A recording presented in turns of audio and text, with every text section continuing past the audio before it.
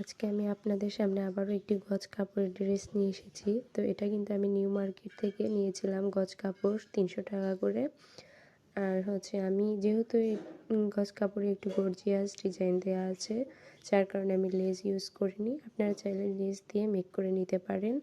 আশা করি আপনাদের কাছে ড্রেসটি ভালো লাগবে। আজকে আমি আপনাদের সামনে আবারও একটি গজ কাপড়ের ড্রেস নিয়ে এসেছি। তো এটা কিন্তু আমি নিউ মার্কেট থেকে নিয়েছিলাম গজ কাপড় ৩০০ টাকা করে। আর আমি যেহেতু এই গজ কাপড়ে একটু গর্জিয়াস ডিজাইন দেওয়া আছে, যার কারণে আমি লেস ইউজ করিনি। আপনারা চাইলে লেস দিয়ে মেক করে নিতে পারেন।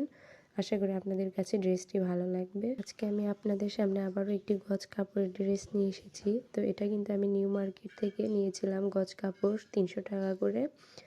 আর আমি যেহেতু এই গজ কাপড়ে একটু গর্জিয়াস ডিজাইন দেওয়া আছে, যার কারণে আমি লেস ইউজ করিনি। আপনারা চাইলে লেস দিয়ে মেক করে নিতে পারেন। আশা করি আপনাদের কাছে ড্রেসটি ভালো লাগবে।